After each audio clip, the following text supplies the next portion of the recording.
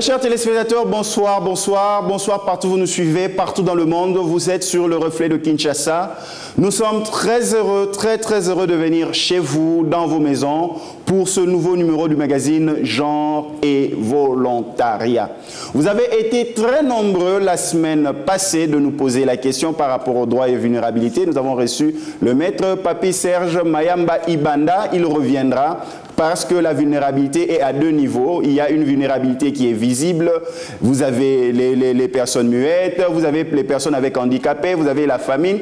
Et il y a ce qu'on appelle la vulnérabilité invisible. Vous avez ce que nous appelons la dépression, ce que nous appelons le délaissement. Ainsi, ce soir, nous allons parler d'une vulnérabilité qui est visible.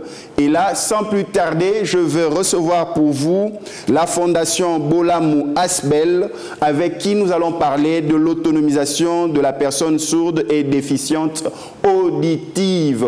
Sans plus tarder, je m'en vais présenter les intervenants de notre magazine ce soir dans Genre et Volontariat.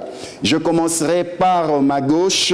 Et là, nous avons Madame Rose Lotafé, présidente de l'Association des femmes sourdes du Congo et enseignante sourde au village Bondeko.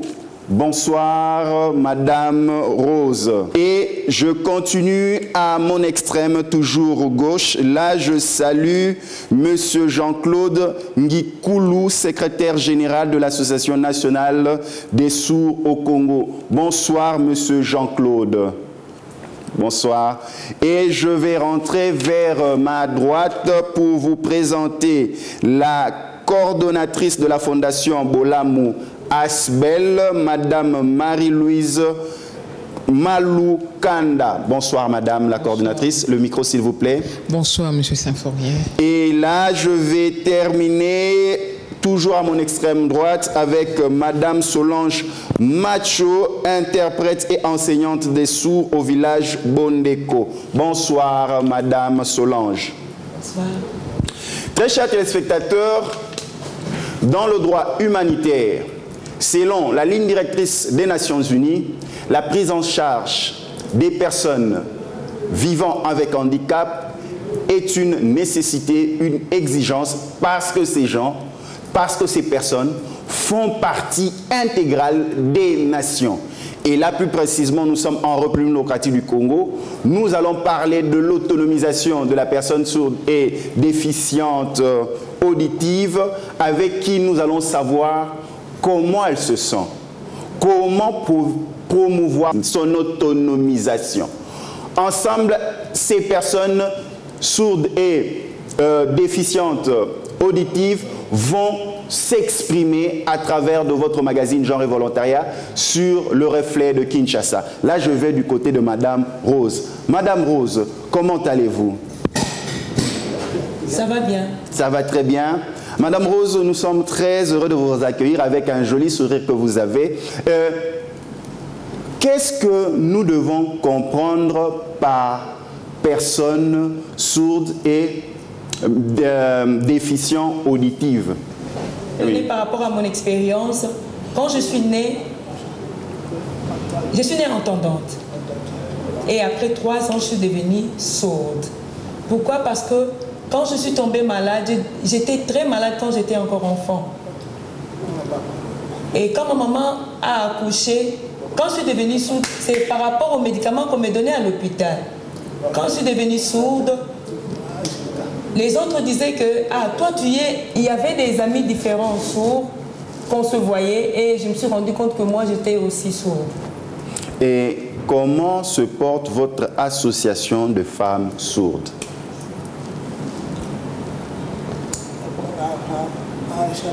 D'abord, avant, il y avait une présidente qui s'appelait Nduite. Elle est déjà morte. C'est moi qui l'a remplacée pour le moment. Je suis maintenant présidente de l'association de femmes sourdes. Ce n'est pas facile. C'est vraiment difficile de gérer. C'est une charge qu'on m'a donnée. En tant que maman, je suis en train de diriger beaucoup de jeunes femmes. Il y a tant de problèmes aussi dans l'association. Mais, par exemple, pour l'éducation, Et puis pour l'alphabétisation, il y a plusieurs femmes sourdes qui ne savent pas lire ni écrire. C'est pourquoi je suis en train de voir comment nous allons faire pour la vie prochaine.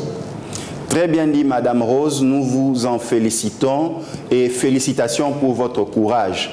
Et là, je vais du côté de Monsieur Jean-Claude Ngikoulou.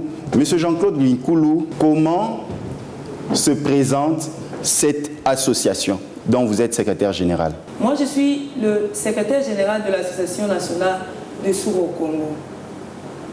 Au Congo, il y a beaucoup de sourds et puis il y a beaucoup de problèmes. Moi, j'ai ce souci-là d'abord pour la formation en langue des signes. Les sourds doivent apprendre la langue des signes congolaise. Et j'ai le souci aussi d'apprendre aux sourds la langue des signes et aux entendants aussi.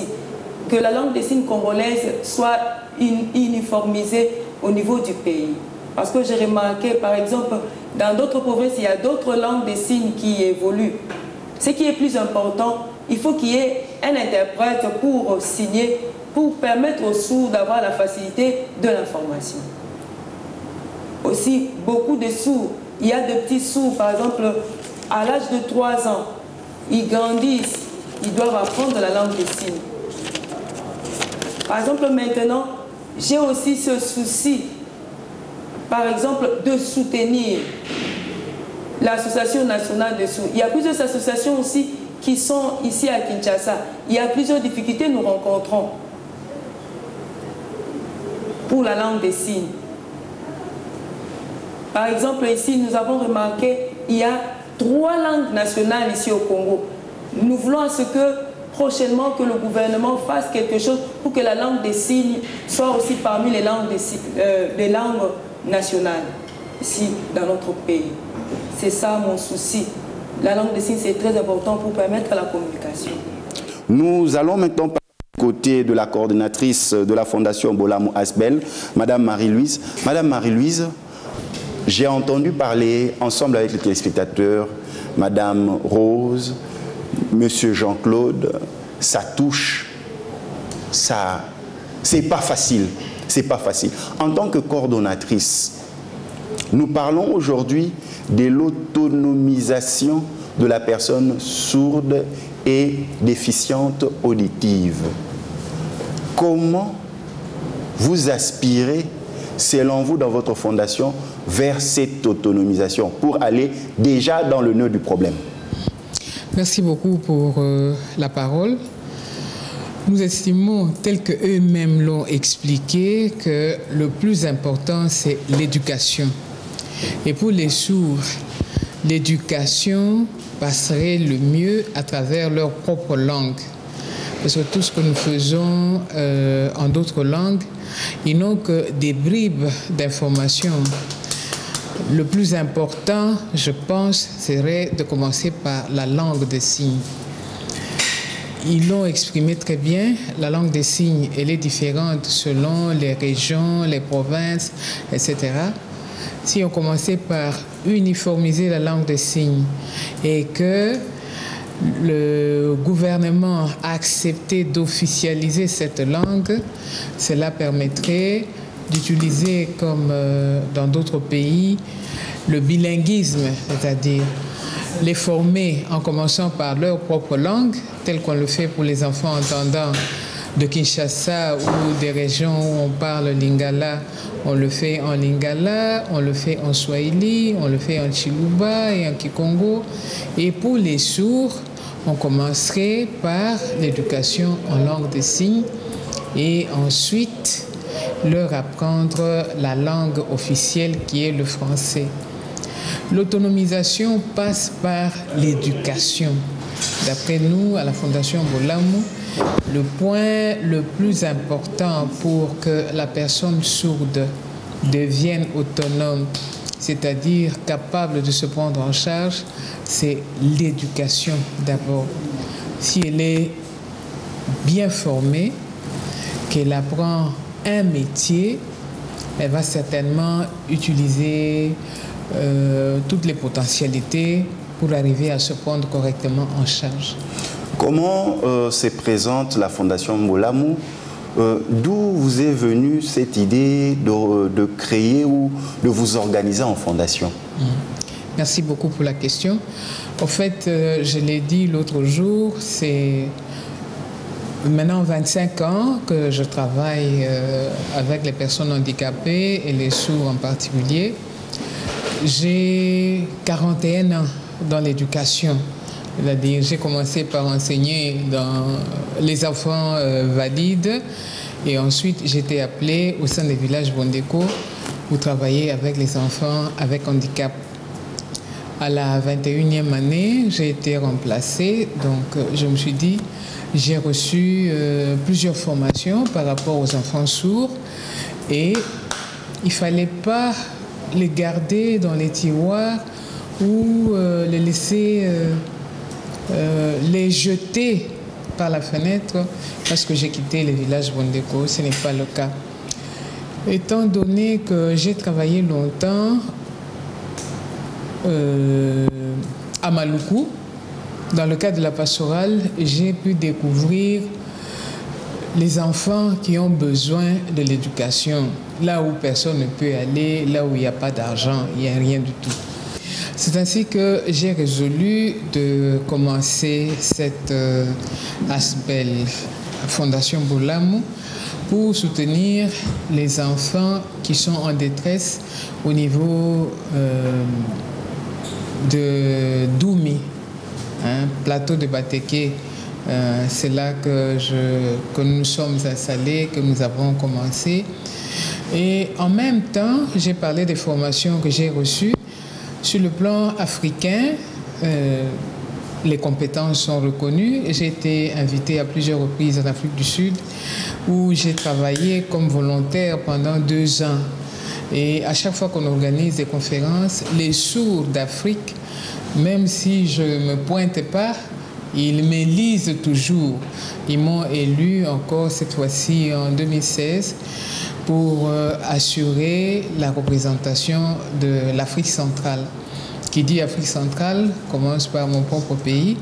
Alors, nous travaillons dans ce cadre-là avec les associations nationales. Et au niveau de mon pays, l'association nationale est à Kinshasa. C'est ainsi que je me suis dit, il faut faire quelque chose pour eux. Et par ailleurs, j'ai été invitée par rapport à l'autonomisation de la femme à New York, à la conférence organisée par l'ONU Femmes. Et il était question que je vienne aussi faire la restitution de ce que j'ai vu, ce que j'ai appris au niveau de l'Association nationale des sourds. Alors, avec la Fondation Bolamu, nous nous sommes organisés pour réaliser cette activité à laquelle vous étiez invités. Très chers téléspectateurs, de retour encore vers la régie, nous allons suivre l'activité qui s'est déroulée au sein de la Fondation Bolamu. Nous avons été reçus, le magazine Genre et Volontariat a été reçu. Allons-y, voyons le condensé de ce qui a été cette grande matinée où nous avons été interpellés. Il y avait la présence du secrétaire général. Secrétaire général du ministère du Genre, Enfants et Familles. Tout à fait. Et de la participation aussi de l'ONU Femmes dans la salle. Très chers téléspectateurs, ensemble aussi nous parlons le même langage avec la régie. Suivons cet élément et revenons après.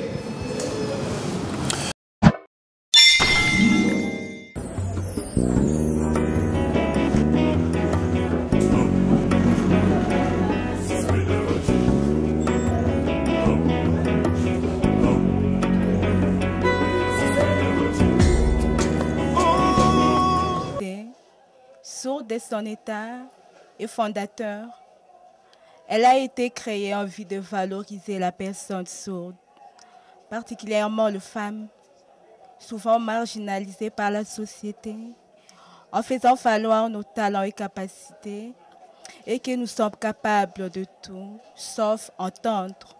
Une des meilleures armes qu'on a adoptées qui nous motive à atteindre l'objectif souhaité. L'association compte plus de 1000 femmes sourdes ici à Kinshasa.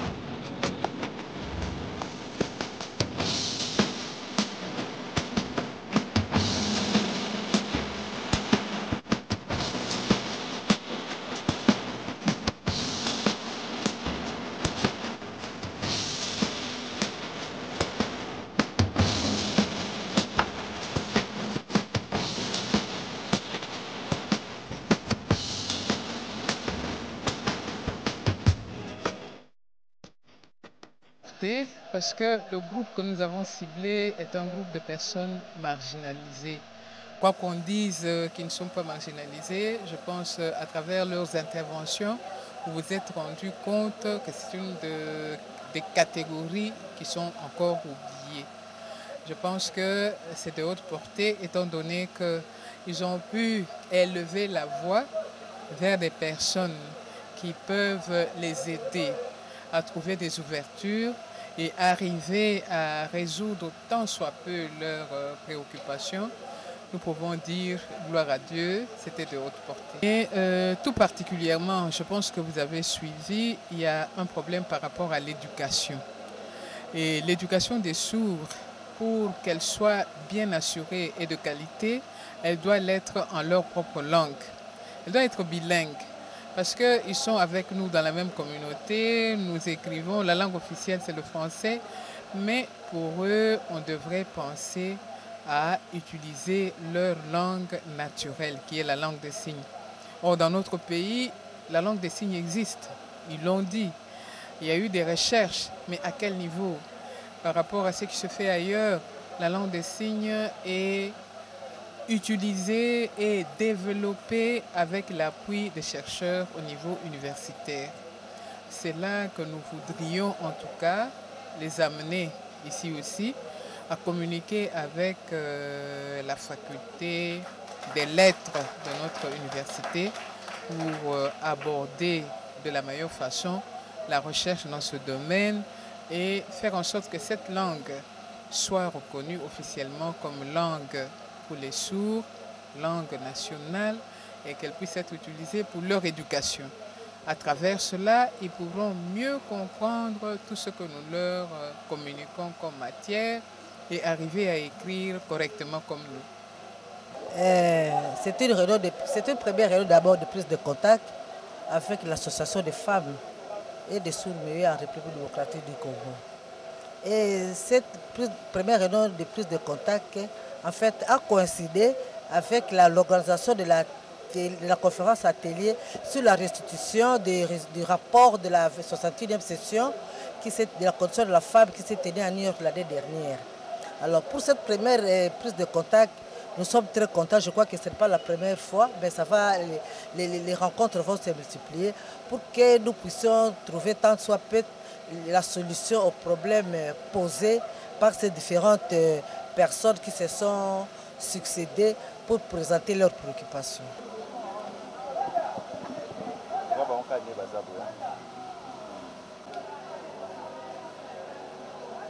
Merci beaucoup. Voilà, de retour sur ce plateau, cette émission est dédiée spécialement à tous nos frères, à tous nos mamans, à tous nos sœurs, à tous nos papas sourds et déficients auditifs. Et là, nous retournons du côté de M. Jean-Claude. Monsieur Jean-Claude, là, vous êtes sur KIN 24 Télévision dans le magazine Genre et Volontariat. La personne sourde et déficiente auditive a des droits. Vous devez vous instruire. Vous devez apprendre. Vous devez travailler. Vous devez vous marier. Vous devez acheter aussi des parcelles. Vous devez aussi vous marier. Qu'est-ce que vous pouvez dire aux autorités qui nous entendent? Parce que comme moi, comme vous, nous sommes tous Congolais, nous avons les mêmes droits. Même si vous souffrez d'un handicap, mais cela ne vous empêche pas d'être Congolais comme tout Congolais. Parlez-nous de vos problèmes. Qu'est-ce que vous voulez pour que vous soyez autonome, pour que vous puissiez vous prendre en charge comme tout autre Congolais? Allez-y, la parole est à vous, Monsieur Jean-Claude. Merci pour m'avoir accordé la parole. Moi, j'ai 4 points que je veux développer. D'abord, pour le mariage de sourds, c'est possible. Les sourds ont droit de se marier. Deuxième point, c'est par exemple ici au Congo, il n'y a pas de travail. Par exemple, l'association nationale, nous avons fait le tour, voir comment va la situation. Nous avons demandé aussi de l'aide. Ici au Congo, il n'y a pas de travail. Troisième point, plutôt quatrième point. Nous avons essayé aussi de voir plusieurs handicapés. Il y a des ONG, par exemple. Il y a l'ONU aussi. Ils peuvent aussi aider les sourds, par exemple, ici au Congo. Mais nous voyons toujours qu'il y a des difficultés de travail. Les sourds n'ont pas de travail. Il y a beaucoup de chômeurs. Les sourds ne travaillent même pas. Il y a d'autres qui ont étudié. Ils ont des diplômes, ils ont fait des examens d'État. Ils sont dans les universités. Il y a d'autres même, ils ont besoin d'aller dans des universités, mais il y a manque des interprètes. Dans les universités, il n'y a pas assez de personnes pour essayer d'aider le sourd pour l'interprétation. C'est possible aussi dans des hôpitaux aussi qu'il y ait des interprètes, dans les universités aussi qu'il y ait des interprètes pour permettre la communication. Par exemple ici, nous sommes dans une émission, il y a des interprètes, nous avons la facilité de comprendre le début et la fin de l'émission. Mais ailleurs, il n'y a pas des interprètes. Par exemple, les enfants sourds, il y en a plusieurs. Il n'y a pas d'éducation. Les sourds, par exemple, ils mettent au monde par-ci, par-là. Il y a d'autres qui n'ont pas étudié. Il y a d'autres familles qui négligent même leurs enfants. S'ils trouvent que cet enfant est sourd, ils n'ont même pas le souci de le scolariser. Par exemple, dans des écoles, les sourds, vous allez voir des enfants sourds qui sont opprimés, négligés par leurs parents. Nous cherchons à ce qu'il puisse y avoir l'égalité entre entendants et sourds. Nous avons besoin aussi que dans des écoles, qu'il y ait des sourds et des entendants, qu'ils étudient ensemble. Ils ont la même capacité et la même intelligence. Il faut qu'il y ait l'égalité partout. Par exemple, il y a des parents qui ont besoin d'aider les sourds. Ils sont là. Nous les attendons aussi pour aider les enfants sourds pour leur éducation. Merci. Madame Rose, nous constatons que les femmes sourdes sont opprimées, violées, maltraitées. Mais vous, en tant qu'association des femmes sourdes au Congo, qu'est-ce que vous avez à dire pour réclamer vos droits? Parce que la femme sourde doit aussi apprendre, la fille sourde doit aussi aller à l'école. La fille sourde aussi connaît ce qu'on appelle les violations basées sur le genre et en plus, elle est encore sourde. Qu'est-ce que vous pouvez dire à nos autorités, à toutes les personnes, à la communauté congolaise qui vous suivent maintenant dans le magazine Genre et Volontariat? Merci beaucoup pour la parole. C'est une question très importante. Dans l'association de femmes sourdes au Congo, il y a beaucoup de jeunes filles. Il y a d'autres qui sont violées aussi, comme vous venez de le dire. Moi, en tant que présidente, il y a manque aussi de financement pour soutenir, par exemple, des formations, pour que les sourdes viennent assister dans des formations, leur enseigner en profondeur par rapport au viol. Par exemple, avant, nous avons élaboré des projets. Nous avons introduit par-ci, par-là. Nous avons expliqué tout le détail que plusieurs filles sourdes sont violées. Quand même, ils ont droit aussi comme d'autres personnes entendantes. Nous avons remarqué qu'il y a vraiment des difficultés. Il y a beaucoup de gens qui nous évitent. Nous introduisons de l'aide, même dans des hôpitaux. Il y a des personnes spécialistes qui peuvent nous aider aussi pour des formations. Les sourdes, il y en a qui sont intelligentes. Il y a aussi des sourds, d'autres sourdes qui sont sages aussi. Plus prochainement, nous vous demandons en tout cas de nous aider. J'encourage vraiment les papas et mamans d'aider, d'accepter de nous aider à apprendre la formation par rapport à la vie. Nous avons observé aussi de jeunes sourds, beaucoup, ils souffrent, ils manquent de soutien. Ils sont négligés par-ci, par-là. S'il vous plaît, en tout cas, je vous demande de soutenir les enfants sourds afin de participer dans l'éducation et dans la formation. Merci beaucoup. En tout cas, merci pour un avenir meilleur. Merci. Madame Solange, nous revenons vers vous. Vous avez la particularité d'être à la fois enseignante et interprète. Dites-nous, quelle est la difficulté que vous rencontrez dans ce métier d'enseignante et interprète? Quels sont vos besoins pour que demain, la personne sourde et déficiente auditive puisse mieux apprendre et mieux communiquer? Qu'est-ce que vous pouvez dire par rapport à cela, Madame Solange? Merci beaucoup pour m'avoir accordé la parole. En tout cas, je vais essayer un peu d'inverser. En tant qu'interprète, nous rencontrons beaucoup de difficultés. Par exemple, il y a des cas qui arrivent dans le centre. Plusieurs parents ne savent pas la langue des signes. Ils ont des difficultés pour communiquer avec leurs enfants. Or, il y a des formations qui s'organisent par-ci. Par exemple, l'Association nationale organise des formations pour devenir interprète. Les parents peuvent apprendre aussi la langue des signes pour permettre la communication avec leurs enfants. Quand il y a une difficulté ou encore il y a une incompréhension, ils peuvent communiquer facilement avec leurs enfants. En tant qu'enseignante, nous avons observé dans une famille par exemple, il peut y avoir par exemple 5 enfants. Vous allez observer, les parents se précipitent pour payer le frais pour les enfants entendants. Mais l'enfant sourd est presque négligé. Et des fois, quand nous convoquons les parents, ils viennent pour demander des excuses. Ou encore, ils gardent leur enfant à la maison au lieu de payer le frais. Des fois, d'ailleurs, nous avons l'habitude d'envoyer même nos assistants sociaux pour aller prendre l'enfant et l'amener à l'école. Pourquoi nous remarquons que la famille néglige l'enfant. Donc, il y a aussi des difficultés aussi par rapport à l'État congolais. Jusqu'à aujourd'hui, l'État congolais ne reconnaît pas l'interprète. Des fois, par exemple, nous remarquons dans des différentes chaînes, il n'y a même pas l'interprète. Hormis la RTNC 1 et 2, dans d'autres chaînes, il n'y a pas des interprètes. Les sourds ont besoin d'être informés. Par exemple, par rapport à l'enrôlement, les sourds ne savent rien. Ils ne sont pas informés.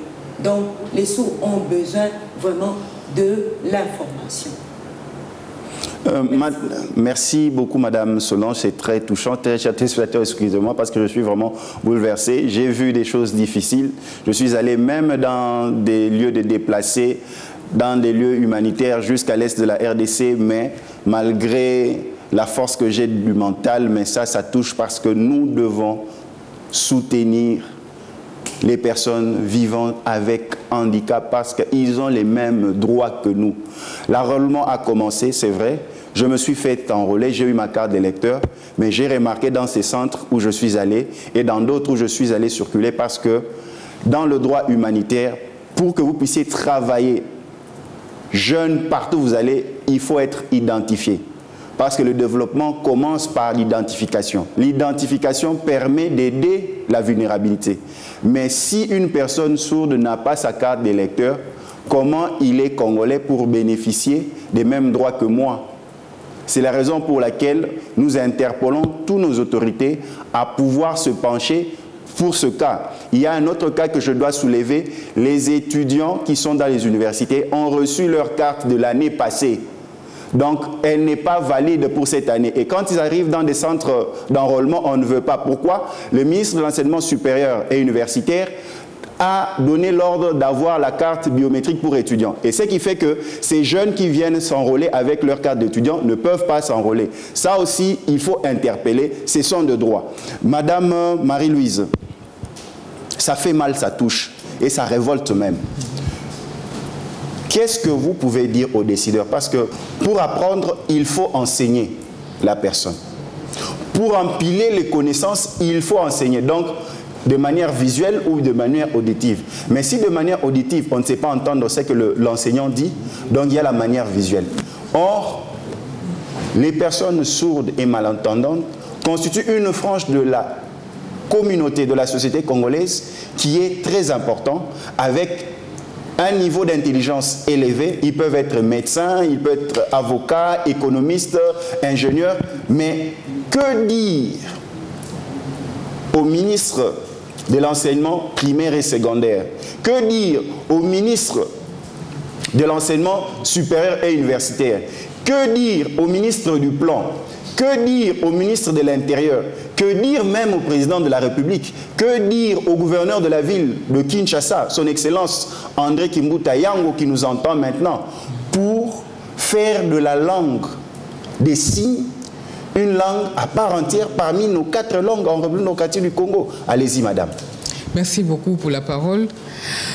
En ce qui concerne la langue des signes, j'ai eu l'expérience de voir ce qui se passe dans d'autres pays. Il y a des recherches approfondies au niveau des universités qui sont menées avec l'Association nationale des sourds, parce que c'est leur propre langue. Les linguistes ou les psycholinguistes, ils ne font qu'y mettre leurs connaissances pour aider les sourds à améliorer la langue de signes. Ça, c'est la première chose. Donc, c'est au niveau de l'enseignement supérieur, je pense, que cela peut se mener dans notre pays. Et au niveau de l'enseignement primaire et secondaire, il y a déjà une direction qui existe, la direction de l'enseignement spécial. Et il y a même les bulletins de l'enseignement spécial, on a repris comme branche la langue des signes.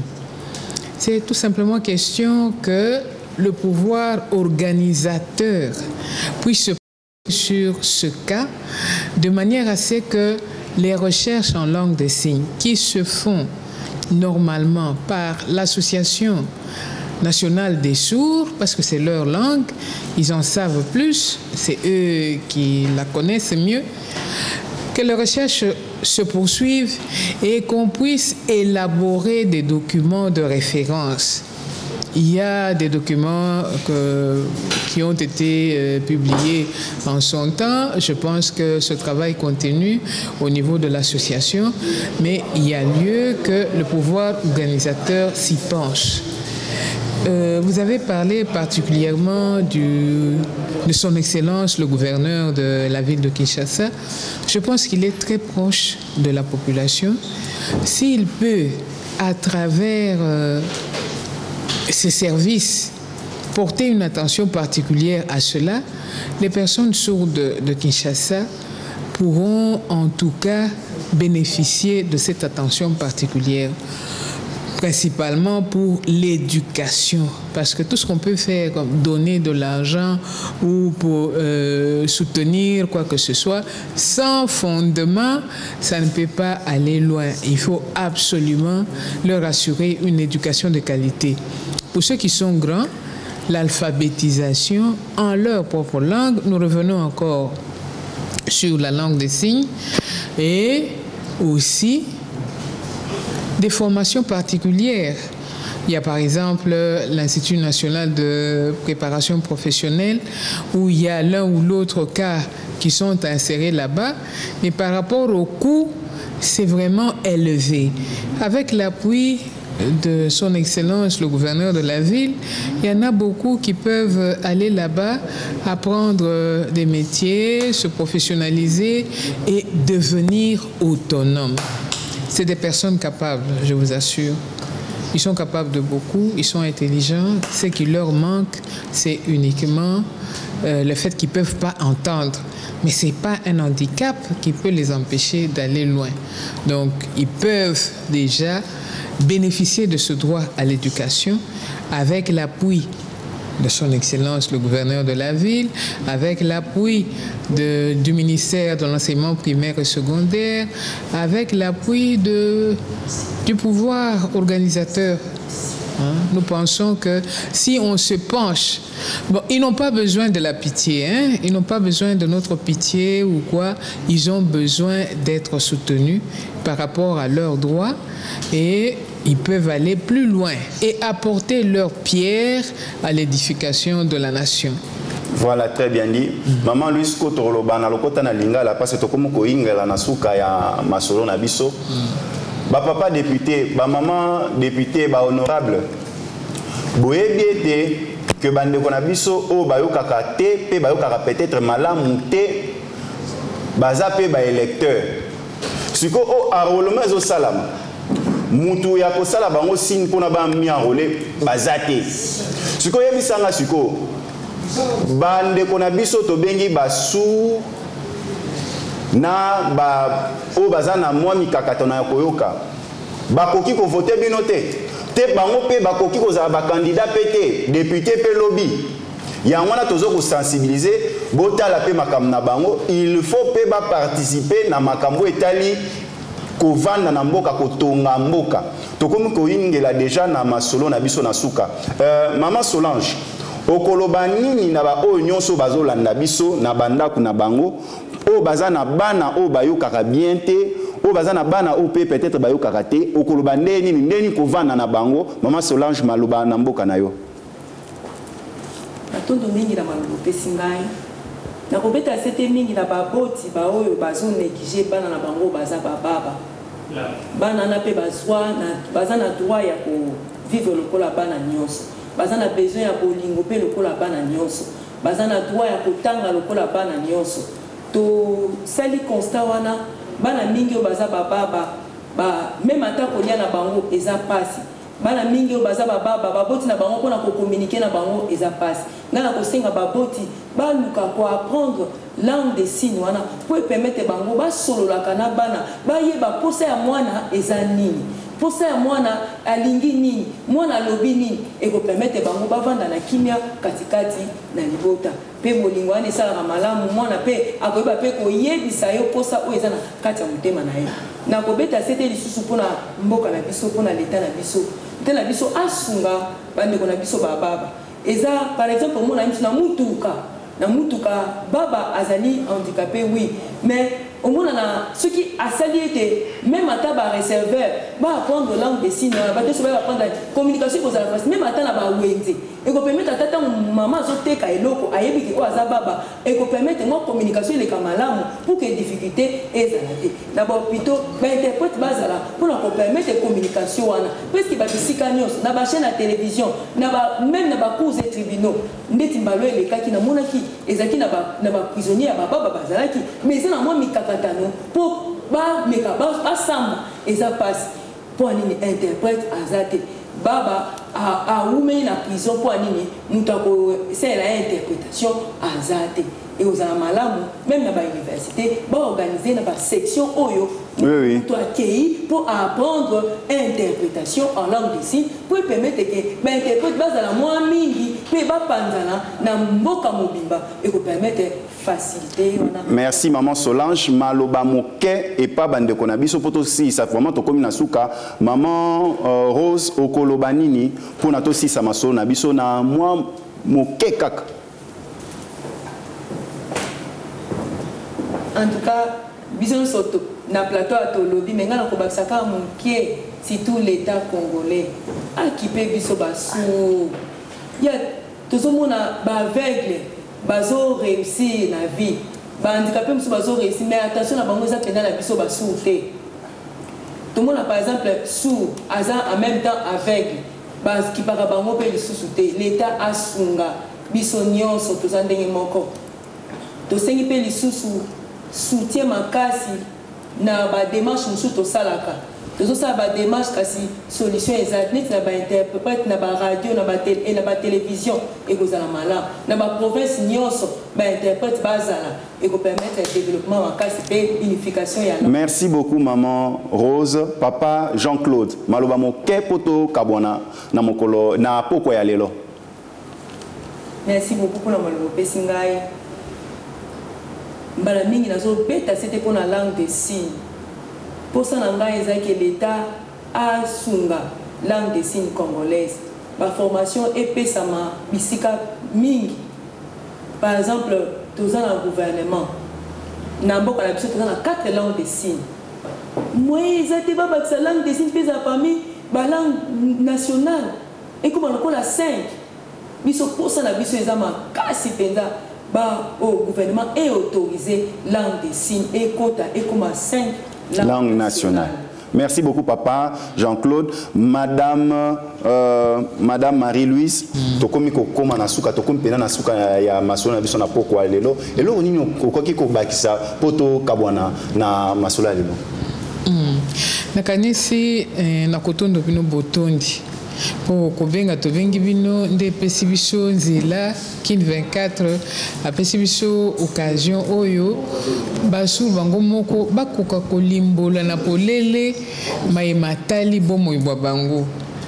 Pe tozali na elikia enene te awa balobeli yango boye ezali mbala ya suka te mbala ya nsima nde tokutani lisusu mpona kosala mwa évaluation oyo tolobaki esalemi to esalemi te, eloko nini etamboli, eloko nini lisusu tosengeli kobongisa.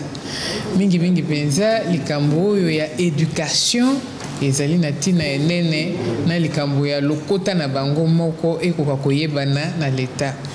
Merci.